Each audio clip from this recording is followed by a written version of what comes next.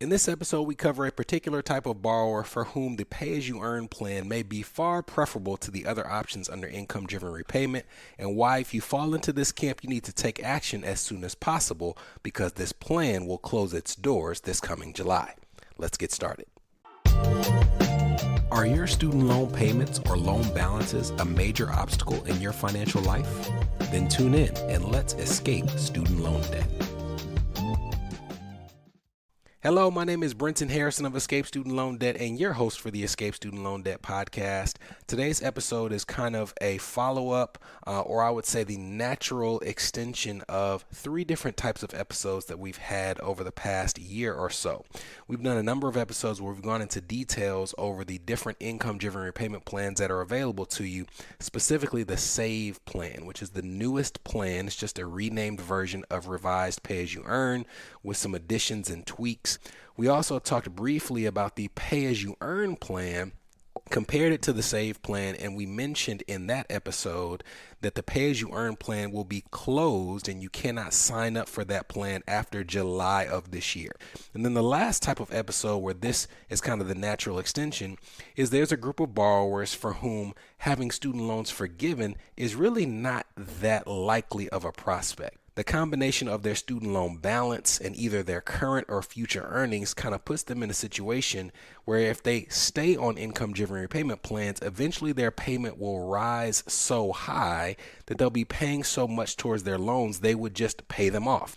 And for that last group, we have talked about, as we did in the last episode, does it sometimes make sense to just pay off your loans? In some cases, a little preview of the next episode, we'll even talk about when you might refinance your loans and pay them off instead of just paying them off in full with the federal government. In this episode, we're going to talk about a particular type of borrower who kind of straddles the fence between all three of those options. And they'll be faced with the decision of either the SAVE plan or the pay plan or paying it off in full or refinancing with a private lender and paying it off at a lower interest rate. So who are these borrowers? These borrowers are people who work in a field that gives them the option of potentially working in public service. They have a low income now, but they have a defined career trajectory that will lead over the course of the years to potentially substantially higher amounts of income as their career progresses. And lastly, based on their current income, their loan balance is many multiples higher than what they earn. But again, as that income increases, that percentage will change, and there's even the possibility that they could at some point owe less than what they earn each year. You're probably already thinking of groups that could fall into this category. Attorneys could fall into this category where they have a ton of law school debt. They come out, they're not making a ton of money. It's also relevant to a PhD who might be getting paid a little bit as a graduate student. Then they become an assistant professor, then a full-time professor, then they're tenured, then they're getting speaking engagements, so on and so forth. And then lastly, the most obvious example would be a physician that has the ability to earn credits towards public service loan forgiveness while they're in residency or fellowship, could remain in those programs, but over the course of time, after their training years, their pay has a very defined progression and will increase exponentially. And those aren't the only groups. You could just be very good at your job and continue to earn more and be promoted. But if you fall into these camps, I want to talk about a few things that make the pay-as-you-earn plan an option that I would consider choosing, even over the lower payments with the SAVE plan and definitely over refinancing your loans with a private lender. So if you'll indulge me, if you are listening to this, I'm going to describe it since you can't see it, and we'll put screenshots of this in the show notes. If you are following along on screen, I actually have a calculator pulled up from a platform called Student Loan Planner. And what we're going to do over the course of this episode is we're going to walk through the progression of a potential high income earner's career trajectory. And we're going to show how their payment shifts over time and some options that presents in terms of why they pick their payment plan. So we're going to start with this person when they're fresh out of school, they're taking their first job where they're doing an internship or they're in training or they're a graduate student who happens to be paid. And we're going to have this person be a family of one, and we're going to give them an adjusted gross income of $50,000. You will recall that income-driven repayment plans base their payment off of your previous year's adjusted gross income. So in this example, this person has an adjusted gross income of $50,000 that's used to calculate their payment, but they owe literally double their adjusted gross income. They owe $100,000 in student loans, and they owe it at 7%. Now, the next question asks, what percentage of your student loans are graduate school loans? And we're saying 80%. Now, why are they asking this question? They're asking this question because, as we talked about with the SAVE plan, the percentage of your income that you pay towards your debt will change based on which portion of your loans are graduate school loans and which portion are undergraduate loans. It's also relevant because if you have graduate school loans under the SAVE plan and under the old version of the income-based repayment plan, you have to pay towards those loans for 25 years before any remaining balances can be forgiven. So that's why they're asking to try to calculate what your payment would be under all of these different versions. If you're following along, based on this metrics, this calculator has pulled up an estimate of your payment plan under many of the different income-driven repayment plans. It starts with the lowest payment, which is the SAVE plan, $121 a month. The pay-as-you-earn plan, however, is almost double. It goes from $121 to $228.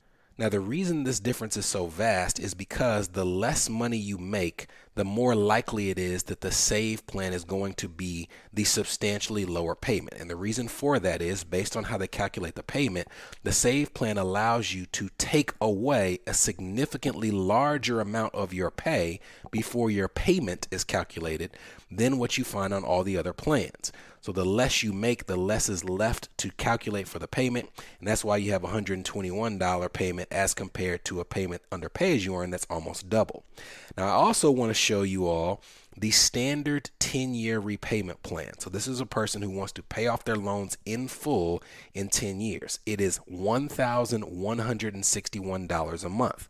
Now, if this person is making $50,000, that is likely an impossible payment to make, but it's something that I want you to kind of keep in your mind. If this person were to pay off $100,000, it would take them about $1,100 a month at the current interest rate for their loans of 7%. And this calculator is also going to show you how much it would cost to pay off those loans in 10 years at 4%. And that's just over $1,000. So to recap, I'm this person and all I have is what's in front of me. I'm going to say this is the most obvious decision I've ever made in my life. I'm going to take the SAVE option because the other three are not even relevant to me as long as this payment is so low. But now let's go a few years into the future. Let's increase this person's income and let's add a person to their household. We are now going to assume that they are married. So instead of a family size of 1, we have a family size of 2. Remember that this person is on a career trajectory that has notable and marked payment increases over time. So in our first example, they earned $50,000. Now we're going to assume that they're earning $95,000. And we're going to assume that they are married and that they file their taxes together with their spouse. So their spouse's income is going to impact their payment. We're going to assume in this scenario that their spouse earns $75,000. So we got a high income couple that we're building here, and we're going to assume that they owe $45,000 of student loan debt. So substantially less than their partner, and 80% of their debt is graduate school debt as well. Again, I'm explaining this as best I can, but we're going to have screenshots for all of these in the show notes of the episode. Now let's look at what it does to the payment. The first thing that you need to know is when you each have student loan debt as a married couple, there is going to be a maximum household payment that is calculated for your household. In another episode, we'll get into how they determine that percentage, but you see that reflected in the calculator because at the very bottom of each payment plan, you now see a total household payment. For the SAVE plan, that payment that used to be $121 a month is now $930 a month. And that payment under pay-as-you-earn that used to be almost double what it was under the SAVE plan is now $1,161 a month. Now that's a lot of money, but instead of being almost double, it's still the same, almost a couple $100 a month more. But conceptually, to a couple that's earning $160,000, $170,000 a year, a couple $100 a month is not as big a deal to them as it was if one person was earning $50,000.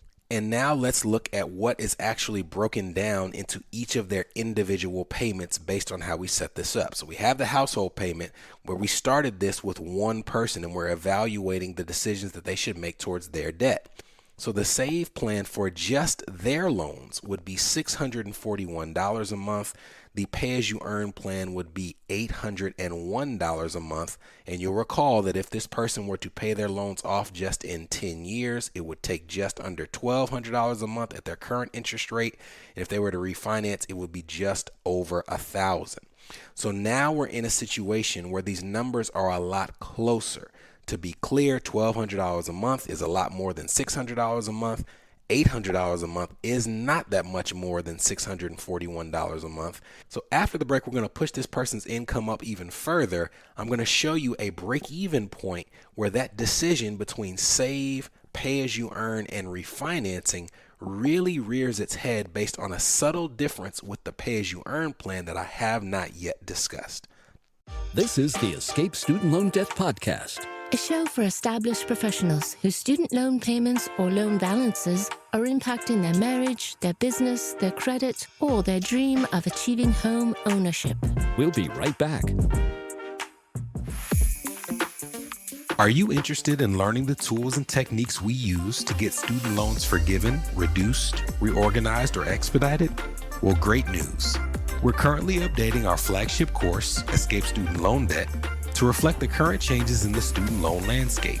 To stay up to date on the launch of the course and opportunities to sit in on our live recording sessions, head to escapestudentloandebt.com and join our email list now. You're listening to the Escape Student Loan Debt Podcast. Subscribe now at escapestudentloandebt.com. Welcome back. Before the break, we had a person who had gone from a single person with $50,000 of household income to a married person with $170,000 of household income. Now we're going to give this person a couple kids and we're going to continue with the progression of their income. So we're going to make them a family of 4. We're going to give them, this individual, a $200,000 adjusted gross income. And we're going to assume that their spouse has increased their income over time too. Now their spouse has $100,000 adjusted gross income.